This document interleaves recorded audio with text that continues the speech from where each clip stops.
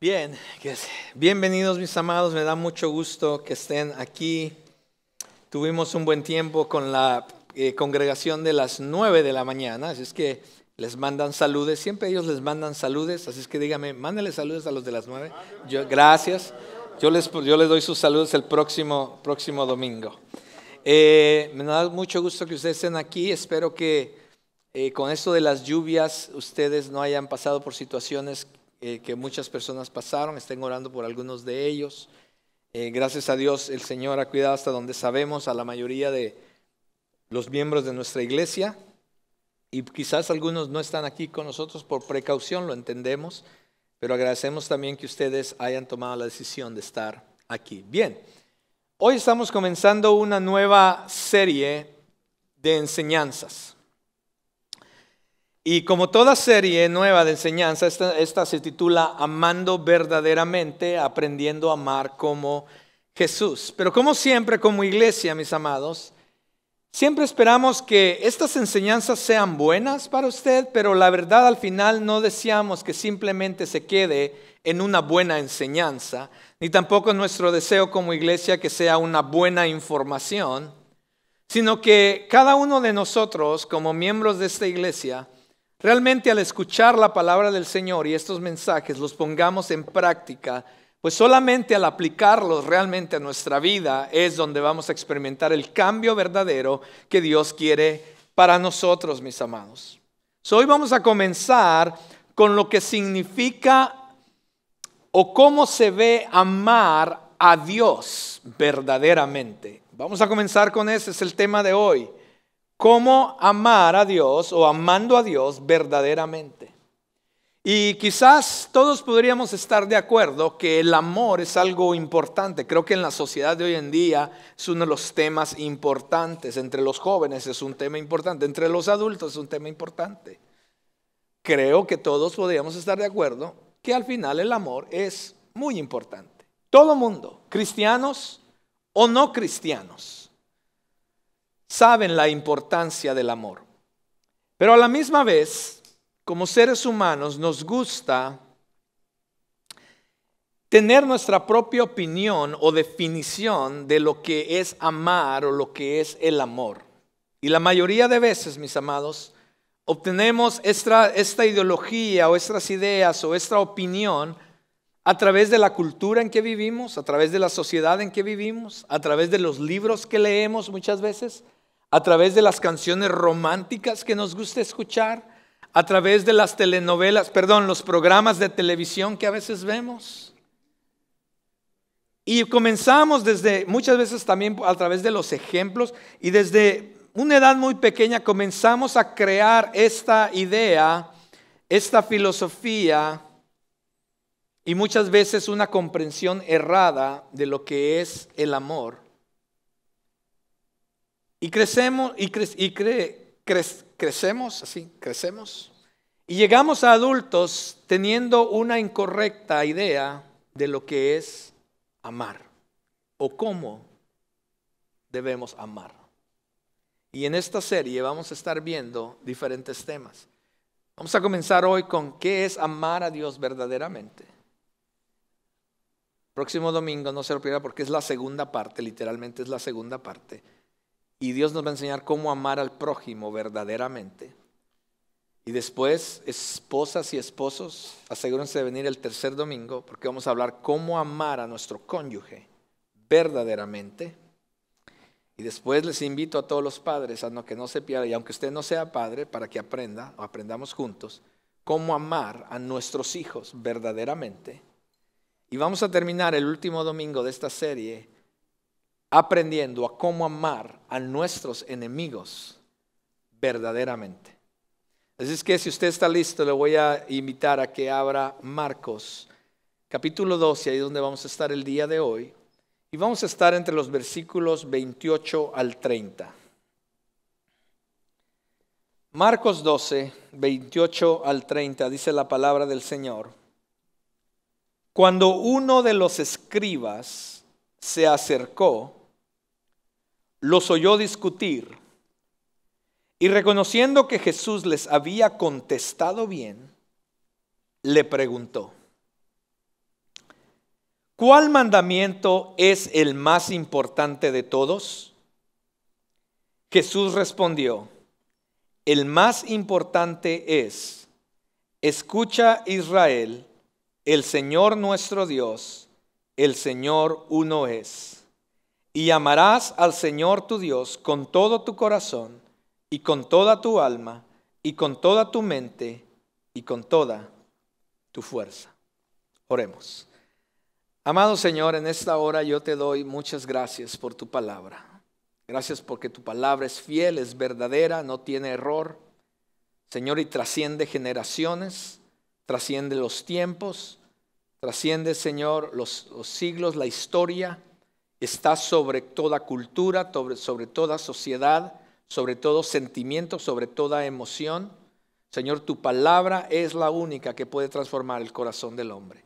Por eso, en esta hora, Señor, queremos abrir nuestro corazón, no solamente nuestra mente y nuestros oídos, pero a nuestro corazón, para que tu palabra, Señor, al escucharla la podamos procesar en nuestra mente, comprenderla, pero también, Señor, asimilarla en nuestro corazón, para que a través de tu gracia y de tu Espíritu Santo nos ayudes y nos des la sabiduría de cómo aplicarla, ponerla en práctica en nuestra vida, para que entonces podamos verdaderamente experimentar la transformación en nosotros. Bendice a cada persona, a cada familia que está aquí, Señor, y que sea tu palabra hablándonos, no mis palabras, no mis emociones, ni mis sentimientos, no una ideología humana. Señor, sea tu palabra hablándonos solamente, para que tú seas glorificado, exaltado. Y Señor, tu palabra que haga en cada uno de nosotros lo que tenga que hacer y que no regrese a ti vacía. En Cristo Jesús oramos. Amén y amén. Déjeme darle un contexto de lo que está pasando aquí en esta historia, mis amados. Lo que está pasando aquí es que Jesús ya ha recorrido por 3 años esta tierra, ha estado por toda la región de Judea, caminando, enseñando con sus discípulos.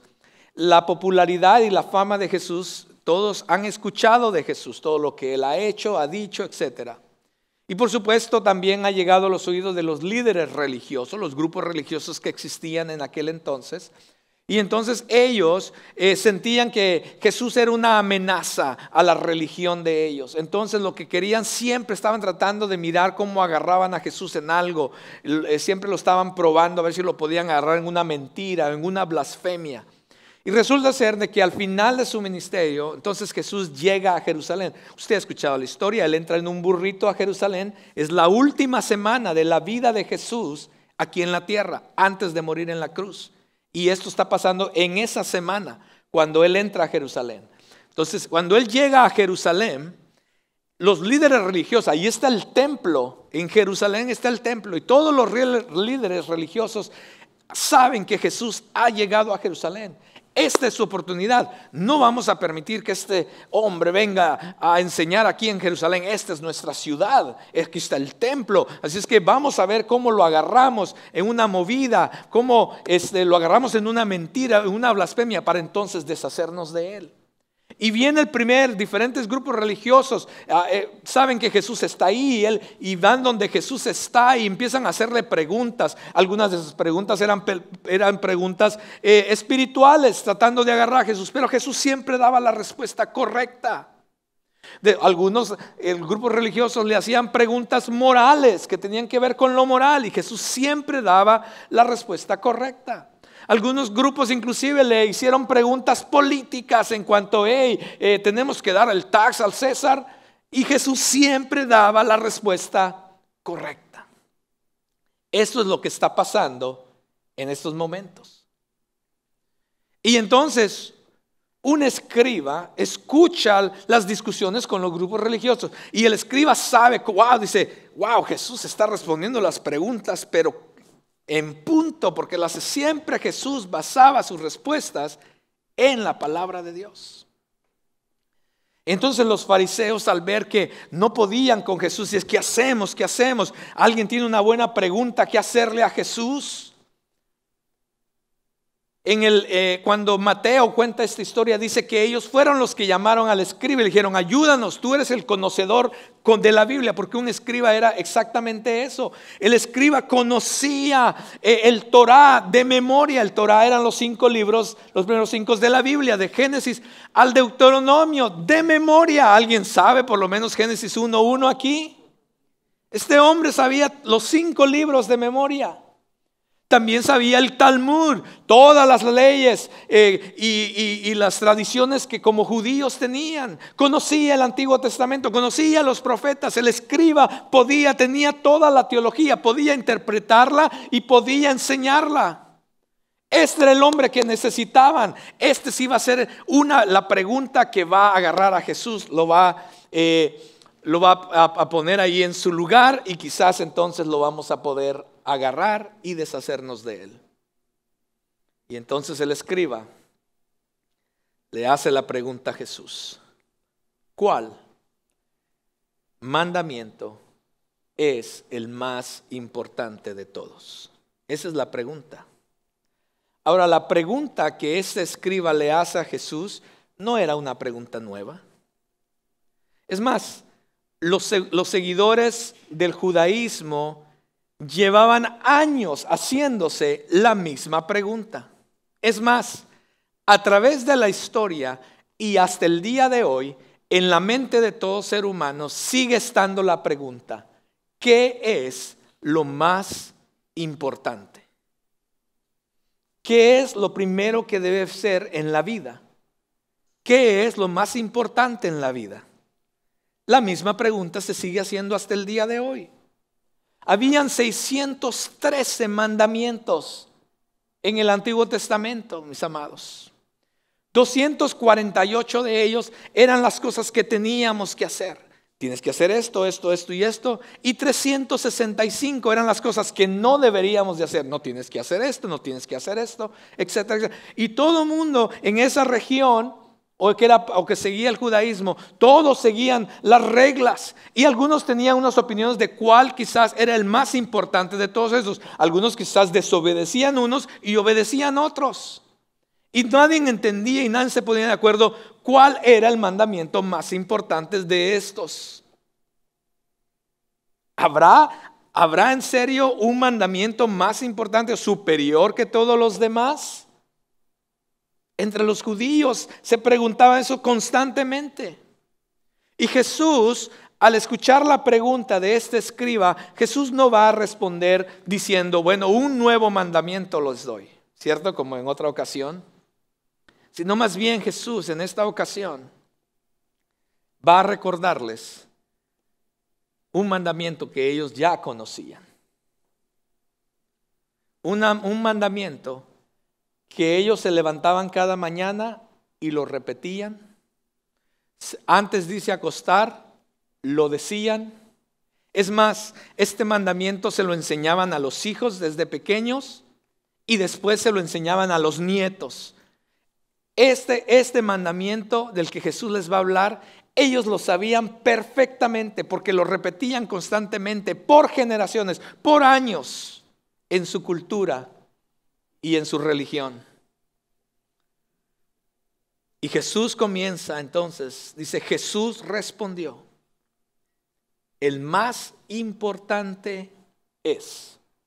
Y déjeme hacer una pausa ahí, porque esa frase cuando dice el más importante es, porque todos creían que Jesús iba a decir: no, tranquilos, no hay ninguno mejor que el otro, todos son importantes. Pero sin embargo, para sorpresa de muchos, quizás de usted también y mía, Jesús dice: sí hay uno más importante que todos los demás. Porque si no conoces este mandamiento, que sí es el más importante, si no lo conoces, si no lo has entendido, si no lo has obedecido porque no lo has entendido y nunca lo has aplicado en tu vida, déjame decirte que si tú no entiendes, agarras y obedeces este mandamiento que sí es el más importante de todos, no podrás jamás, nunca seguir y hacer y obedecer los demás. Por eso para Jesús es importante que no solamente esas personas de su época, sino que tú y yo también entendamos hoy Hoy necesitamos entender. Y al salir de este lugar tú vas a tener que tomar la decisión qué vas a hacer con este mandamiento, que es el más importante, el que es sobre todo cualquier mandamiento.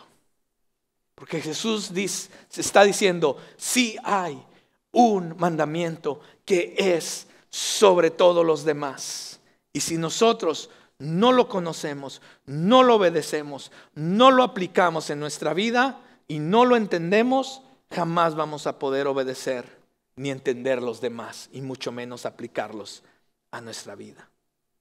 Y nuestro cristianismo se trata de esto, mis amados, de entender y obedecer esto que Jesús nos va a mostrar.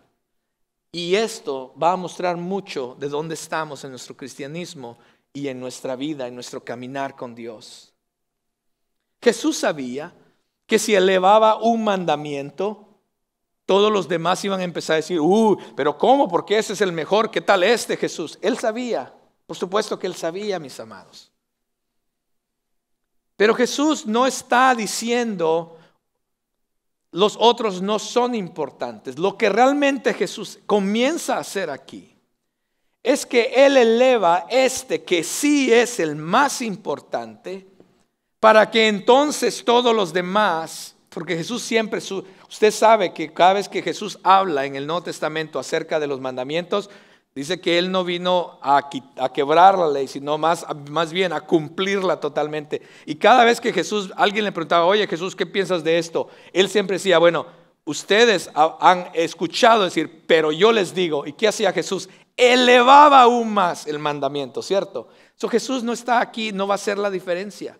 Jesús eleva y nos va a enseñar cuál es el supremo mandamiento sobre todos. Pero lo que Jesús está haciendo también es que al elevar y poner en primer lugar, está elevando todos los demás también. Y eso lo vamos a ver en las próximas semanas cuando aprendamos a cómo debemos amar a nuestro prójimo. Jesús está haciendo eso, mis amados. Y por primera vez en la historia, Jesús toma dos diferentes mandamientos y los une para hacer el mandamiento más importante sobre todos. Hoy vamos a ver la primera parte, que es, primero necesitamos conocer cómo amar a Dios. Y Jesús dice, en la segunda parte nos va a decir, y también amar a nuestro prójimo, como nos amamos a nosotros mismos. Por eso mi primer punto de hoy es amar a Dios verdaderamente comienza con conocer quién es Él. Si vamos a amar a Dios, no podemos decir que le amamos. Y muchas personas lo dicen. Es más, muchos cristianos dicen, no, yo sí amo a Dios. ¿Amas a Dios? Claro, amo a Dios. Por eso estoy en la iglesia. ¿Amas a Dios? Claro, por eso sirvo, por eso doy el diezmo, por eso hago esto, por eso, claro. Muchas veces no hemos entendido lo que es realmente amar a Dios. Porque amar a Dios comienza con conocer quién es Él. Y Jesús dice en el versículo en Marcos, podemos regresar por favor. El más importante es, dice Jesús, escucha Israel, el Señor nuestro Dios, el Señor uno es. Jesús hace una referencia a lo que Deuteronomio 6, 4, 5 dice. Ellos ya lo conocen, lo han tenido por muchas generaciones. Escucha, oh Israel, el Señor es nuestro Dios, el Señor uno es. Amarás al Señor tu Dios con todo tu corazón, con toda tu alma y con toda tu fuerza. Cuando tú lees, y te voy a invitar, no tengo el tiempo para ir a través de todo Deuteronomio 6, pero te voy a invitar como tarea que tú vayas a tu casa y estudies Deuteronomio 6 y te darás cuenta que en Deuteronomio 6 no solamente vas a encontrar el mandamiento más importante, sino también ahí Deuteronomio 6 vas a ver el por qué es importante, para qué es importante. Vas a mirar sus consecuencias la importancia de todo esto. En este pasaje vas a encontrar la afirmación de la unidad de Dios y también la confirmación de la naturaleza del pacto de Dios con su pueblo. Porque Dios había escogido a Israel como su pueblo apartado, escogido, elegido para Él, para que a través de ellos fueran de bendición a las naciones. ¿Cómo iban a ser de bendición a las naciones? Porque a través de ellos, el plan de ellos y propósito de Dios para ellos, era que a través de ellos dieran a conocer quién era Dios a todas las naciones. Pero ellos fallaron trágicamente. Pero Dios se había revelado a ellos de una manera increíble. Lo vemos a través del Antiguo Testamento. Dios se reveló a ellos increíblemente para que ellos entonces pudieran ser de bendición a las naciones. Y por supuesto fallaron trágicamente. Pero el plan de Dios no ha cambiado, porque ahora quiere que su iglesia haga lo mismo. Espero que su iglesia no falle trágicamente igual que Israel. Y el llamado sigue siendo el mismo. Él se quiere revelar a nosotros para que lleguemos a conocerlo, para que entonces al conocerlo podamos también revelar su gloria a las naciones, a los demás, a aquellos que no lo conocen. Y a medida que entendemos que el mandamiento más importante es amar a Dios sobre todo, no podemos llegar a cumplir ese mandamiento sin primero conocer quién es Dios, mis amados. ¿Cómo puedes decir que amas a una persona cuando no tienes una relación con una persona? Yo al conocer a Anielka, yo no le dije el primer día te amo. Es una mentira cuando alguien le dice a una persona te amo el primer día de conocerse. Debes conocer a la persona, debes de pasar tiempo con él. Entonces, con Dios es igual. No puedes llegar a amar a Dios si no le conoces. Y cuando le empiezas a conocer, comienzas a creer realmente en Dios. Porque muchas personas dicen, sí, yo sí creo en Dios. Ok, tú crees en Dios. ¿Y quién es Dios? No sé. No puedes llegar realmente a creer en Dios si no conoces a Dios. ¿Cómo vas a creer cógnitamente y en tu corazón en algo que realmente ni conoces quién es o cómo es?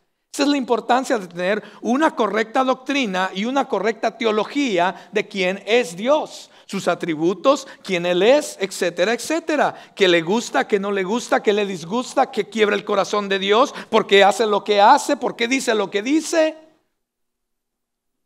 Pero cuando no conocemos a Dios, tenemos una imagen incorrecta de Dios, o lo que es peor, como no conocemos al verdadero Dios de la Biblia, comenzamos a crearnos nuestra propia figura de quién es Dios. Y creemos que Dios es, yo no sé, hay tantas ideas estoy hablando entre cristianos que no han entendido quién es Dios.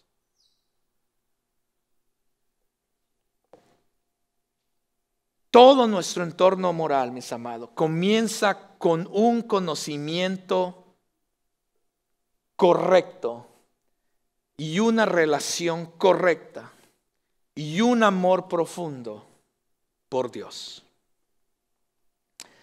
Esto es importante para nosotros en nuestros días, mis amados, porque a lo largo de la historia, la cultura se ha apropiado, las sociedades, la cultura se ha apropiado de los valores que Dios le había entregado a su pueblo, al cristianismo, a través de la palabra de Dios. Porque Dios así le plació, porque Él se dio a conocer a nosotros. Él quería que lo conociéramos, nos relacionáramos con Él, pero nuestra sociedad y nuestra cultura ha adoptado, lo que ha hecho es adoptado una versión de esos valores, mis amados, sin conocer a Dios. Escuche bien, esto es importante porque también esto nos afecta a nosotros como cristianos. Y esto es lo que muchas veces nos mete en problemas y comenzamos a llevar una vida cristiana incorrecta.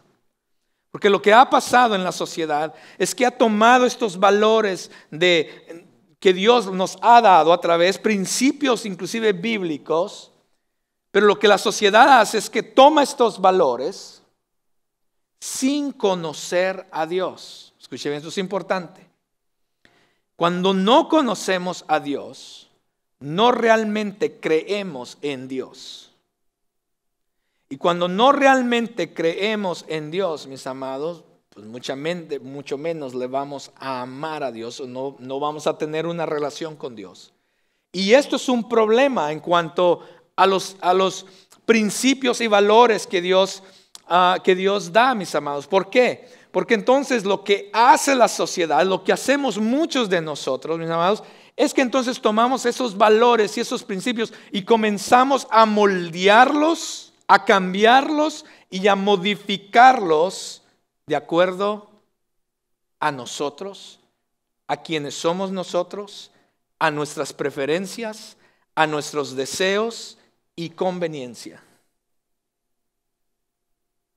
Y ya no como realmente Dios quiere. ¿Por qué? Porque no le conocemos, que realmente no tenemos una relación con Él. Al final, yo voy a hacer de esto como a mí creo que me place mejor, o como yo pienso que es la mejor manera, y no como Dios dice realmente y por qué Dios lo dice de esa manera. Y muchas veces llegamos a llegar a ser buenas personas. Y ahí entra el moralismo. Y muchos cristianos que se llaman cristianos, lejos de realmente tener una relación con Dios, llevan una religión y un moralismo en sus vidas. Se creen cristianos. Y hacen cosas buenas. Y de esto quizás voy a expandir un poquito la próxima. Y hacen cosas buenas y ayudan a los demás. Eso no quiere decir que conocemos a Dios o que amamos a Dios verdaderamente. Nuestro primer llamado, antes de amar a Dios, Jesús comienza diciendo, necesitan primero, para amar a Dios, necesitan primero conocer a Dios, quién Él es, por qué actúa como actúa, para entonces tener una relación genuina con Él. Y esto lleva tiempo, por supuesto. Y una vez basado en este conocimiento de Dios y en esta relación con Dios, entonces comenzamos a amar a Dios de la manera que Él quiere que le amemos. Así comienza este mandamiento que es mayor sobre todos, mis amados. Es un mandamiento que debemos de obedecer y el mandamiento es amar a Dios. Pero el amar a Dios comienza con conocer quién es Él. Todo comienza con Dios. Segundo punto es amar a Dios verdaderamente. Es amarle con todo lo que somos. No es como nosotros pensamos, no es como nosotros queremos, no es como nosotros deseamos. Amar a Dios verdaderamente es amarle con todo lo que somos. El versículo, Jesús continúa diciendo, dice, y amarás al Señor tu Dios con todo tu corazón, con toda tu alma y con toda tu mente y con toda tu fuerza. Lo que Dios está diciendo, lo mejor que puedes hacer en tu vida es amarme a mí. Y no solamente puedes amarlo, sino lo que Jesús está diciendo es que debes amarlo. Es un mandamiento. Lo que Dios está diciendo es, debes amarme.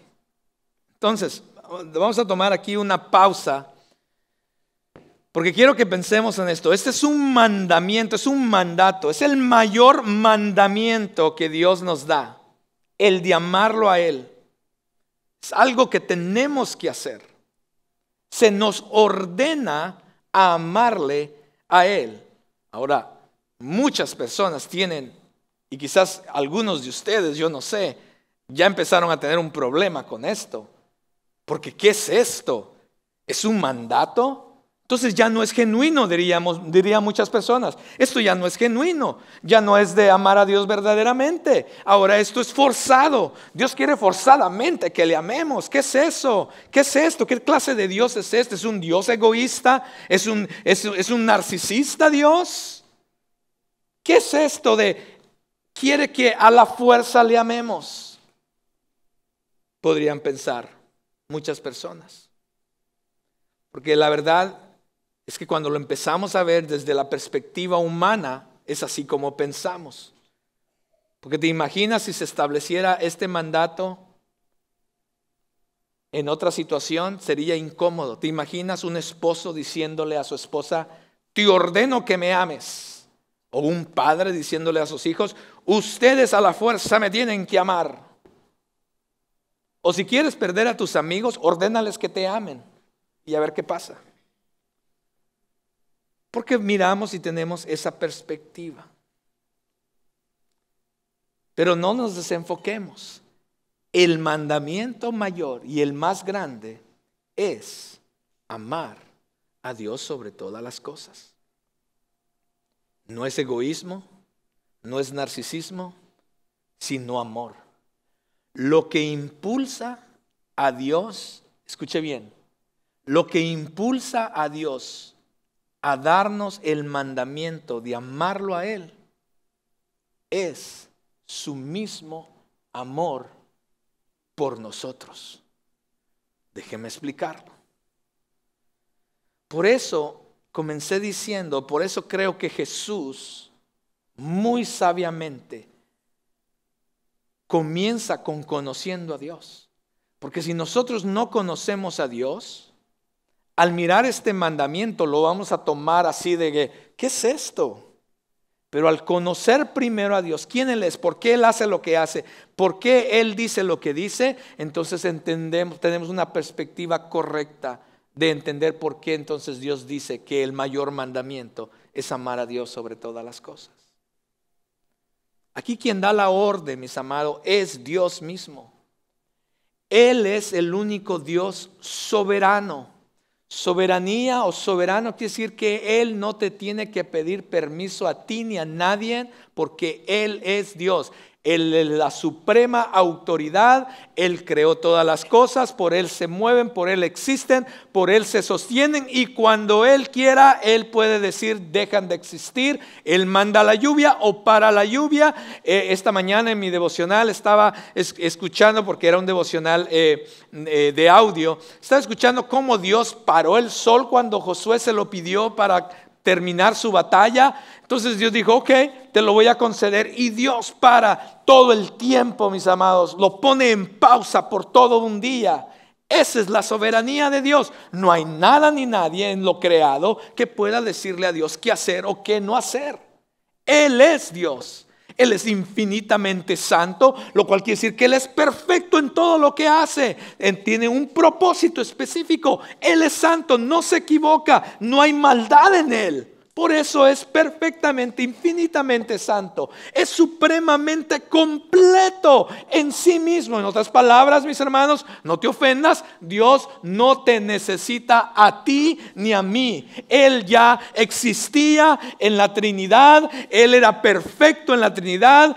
Él había amor. Todo era una perfección en la Trinidad y no necesitaba del ser humano, ni lo necesita hasta el día de hoy.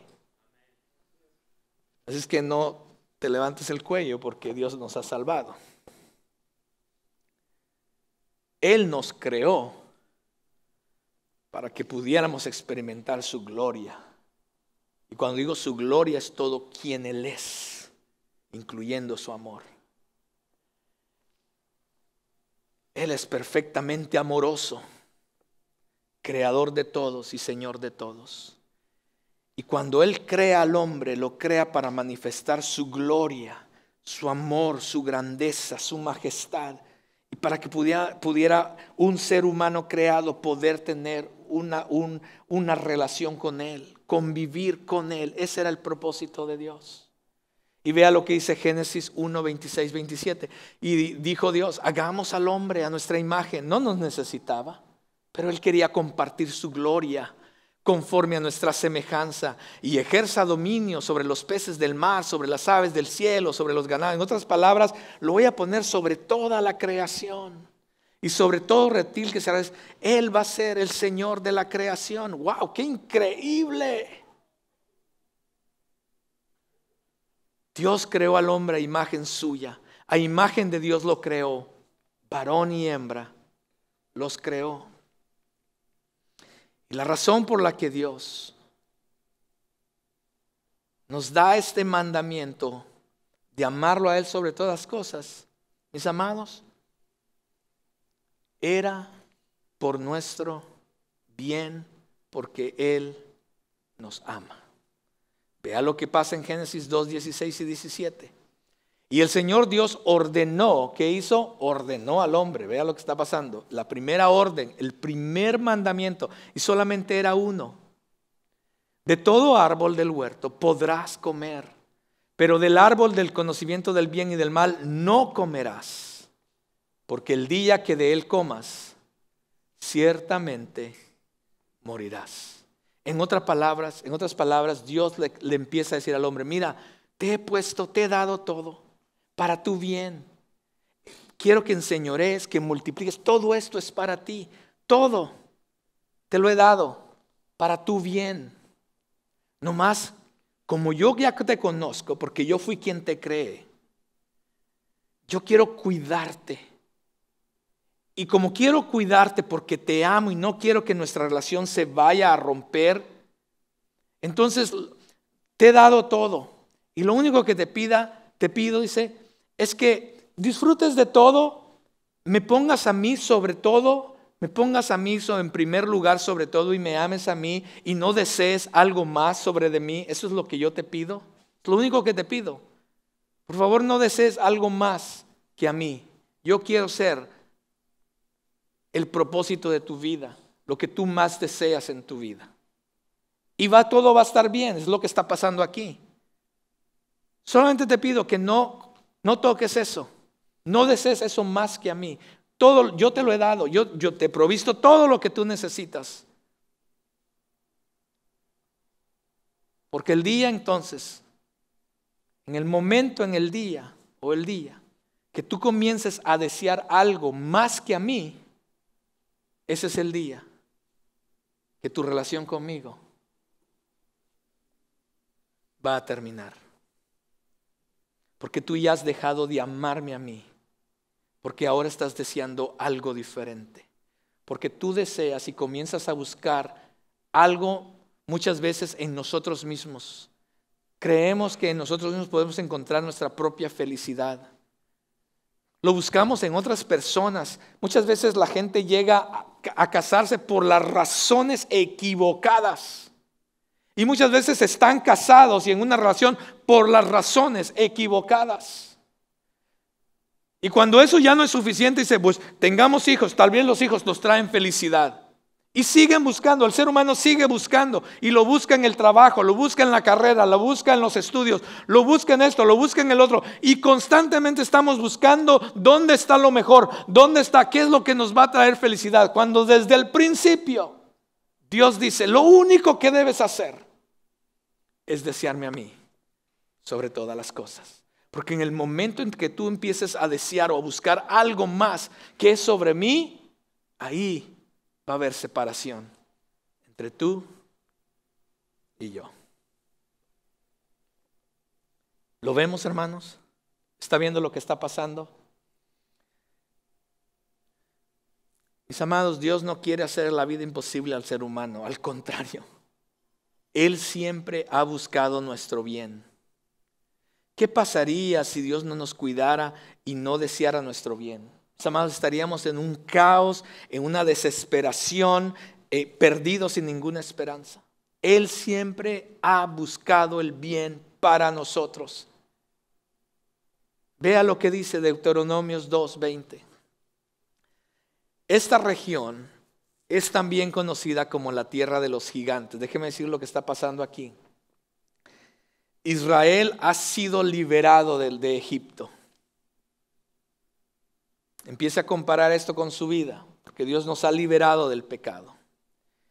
Y cuando Dios los libera, no solamente les da libertad, sino que les ha prometido llevarles a un mejor lugar, ¿se acuerda? Y al llevarlos a ese lugar se dan cuenta que no es fácil. No va a ser fácil la vida en ese nuevo lugar, pero es la promesa de Dios. Y como Dios al prometerles eso, Dios también les empieza a proveer todo lo que ellos necesitan.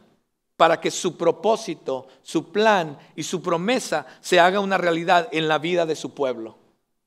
Y entonces en esa región es también conocida como la tierra de los gigantes, porque antiguamente habitaban gigantes en ella, a los que los amonitas llaman sonsomeos, pueblo grande, numeroso y alto como los anaseos, pero que el Señor destruyó. ¿Quién los destruyó delante de ellos? Dios los destruyó. Y los amonitas los desalojaron y se establecieron en su lugar. Entonces el pueblo de Dios viene y entra y se establece en el lugar. ¿Por qué? Porque Dios está proveyendo para ellos.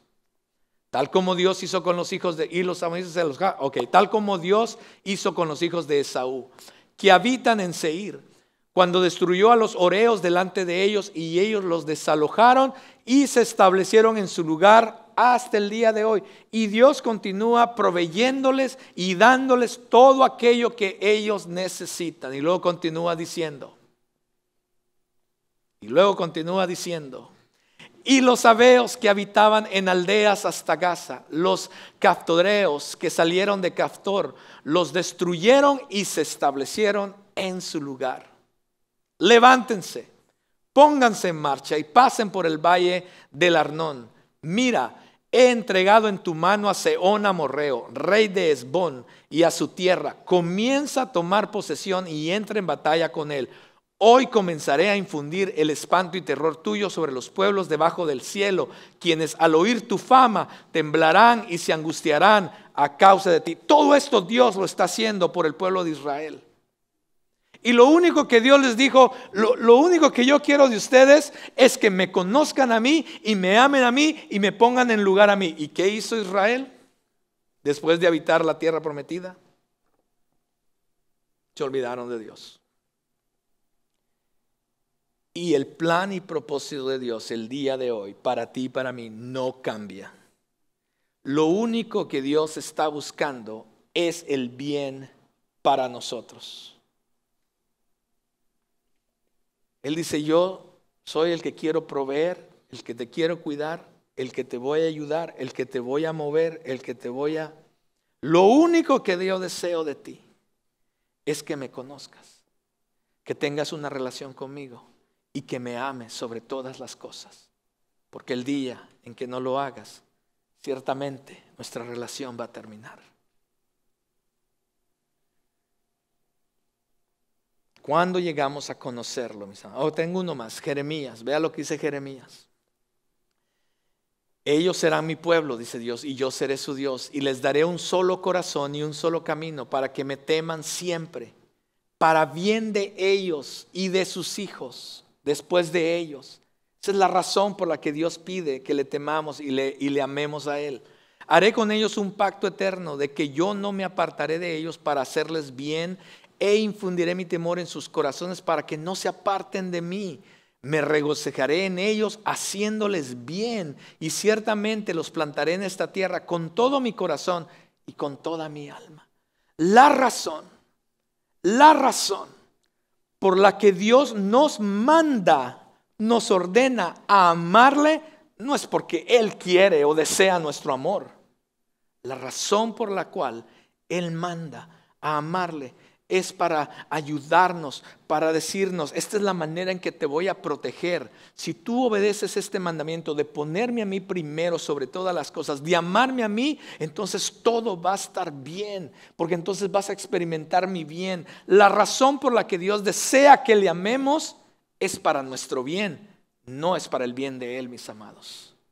Eso es el mandamiento de Dios, por amor a nosotros. No para su beneficio. Por supuesto Dios quiere que le amemos. Por supuesto Dios quiere que le temamos, que tengamos una relación con Él. Por supuesto. Lamentablemente, mis amados, muchas personas aún siguen como Adán y Eva en el jardín, deseando algo más sobre Dios. Y lo siguen buscando en los diferentes lugares incorrectos. Y al final, estas personas que siempre están buscando algo más antes que a Dios, al final siempre terminan igual que Adán y Eva, vacíos desnudos y lejos, separados de Dios. Pero Dios, entonces,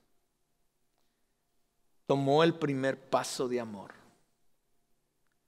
al mostrarnos y al ver la condición en que nosotros estamos. Recuerde que este pasaje de Marcos está sucediendo cuando le hacen la pregunta a Jesús y Él responde esta pregunta. Está a 2 días, mis amados, de morir en la cruz del Calvario por ti y por mí. No solamente Jesús le está diciendo a ellos y a nosotros, esto es lo más importante. By the way, ¿cómo se dice by the way? Y por cierto, déjame mostrarte cómo se mira ese amor. Y entonces Él 2 días después muere en la cruz del Calvario, dándolo todo, completamente todo, por ti y por mí. Y precisamente como Él lo dio todo por nosotros, es lo que también espera de nosotros al amarlo. El que de igual manera le entreguemos todo nuestro ser, nuestra vida. Por eso Él dice, amarás a Dios con todo tu corazón, con toda tu alma, con toda tu mente y con toda tu fuerza. Deme 5 a 10 minutos más, hermanos. Comienza con el corazón, mis amados. El corazón, cuando leemos qué es el corazón en las Escrituras, se refiere al centro mismo de tu ser. Es donde tu voluntad reside, es donde pasan tus decisiones, motivaciones, deseos y acciones. Todo eso se origina en el corazón del ser humano. Entonces, amar a Dios con todo tu corazón significa amar a Dios. No solamente creyendo las cosas que tú haces o los afectos que al venir a la iglesia. No, esas cosas están bien. Pero amar a Dios de corazón, mis amados, va más profundo que eso. Es rendir tu voluntad a la voluntad de Dios. Es decirle a Dios, Señor, esto es lo que yo deseo hacer, pero Señor, no voy a hacer lo que yo deseo hacer. Yo quiero hacer lo que tú quieres que yo haga. ¿Cuál es tu voluntad para mí? No me gusta quizás tu voluntad, quizás no estoy de acuerdo con tu voluntad, pero voy a confiar en ti que tú conoces lo mejor para mí.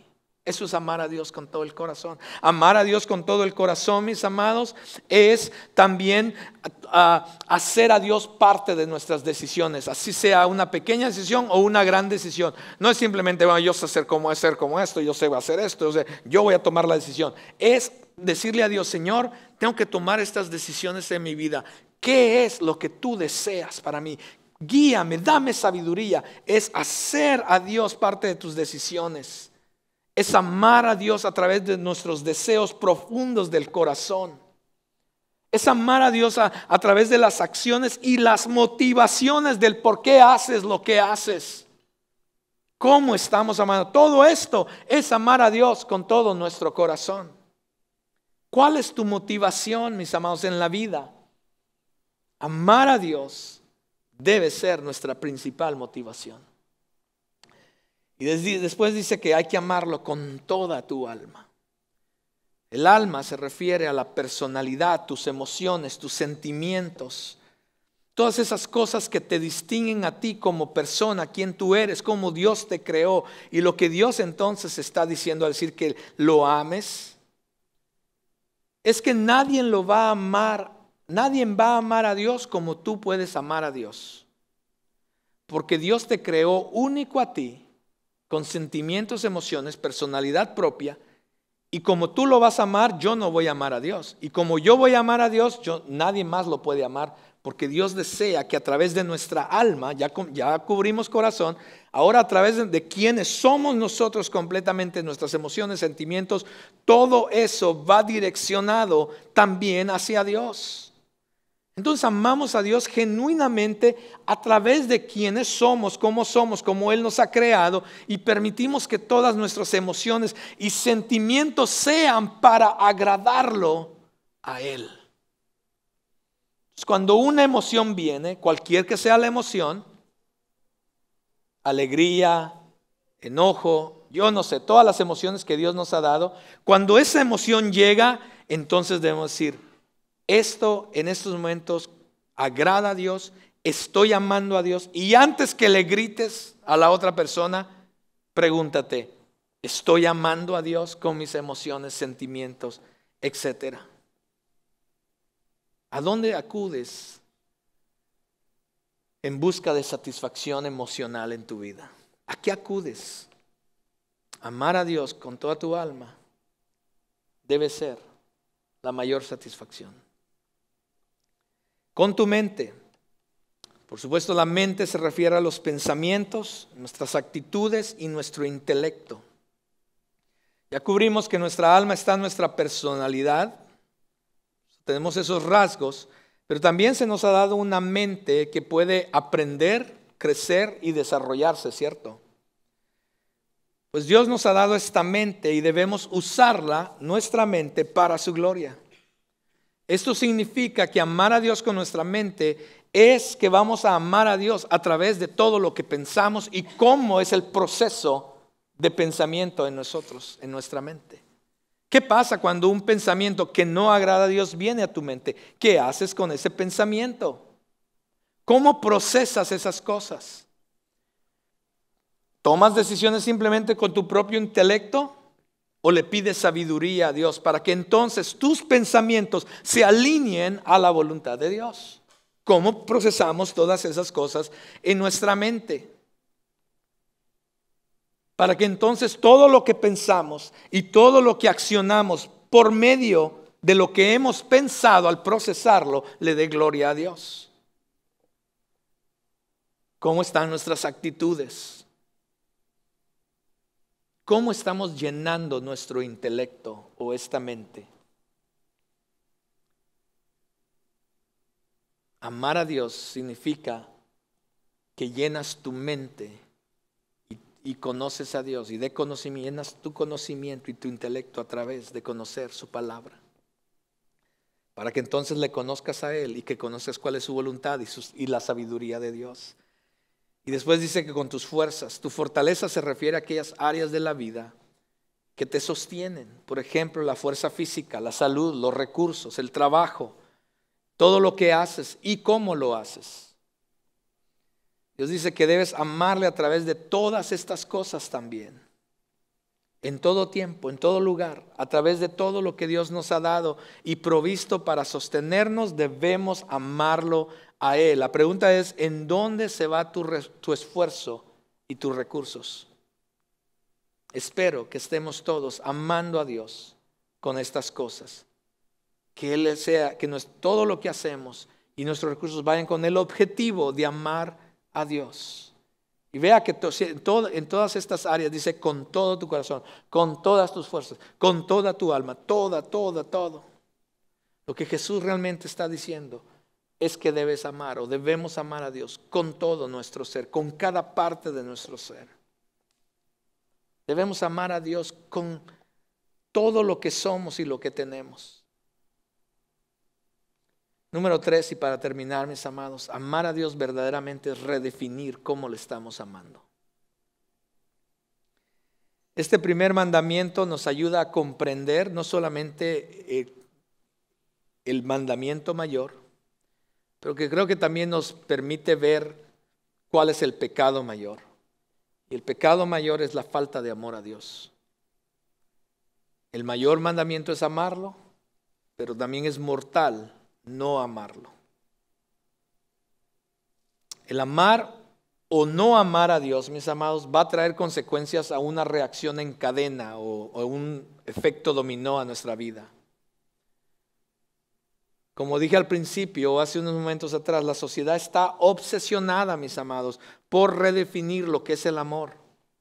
Desafortunadamente, están muy lejos de la verdad y lo único que hacen es engañarse a sí mismos y engañar a los demás. Porque el amor no es solamente un sentimiento, no son mariposas en el estómago, mis amados.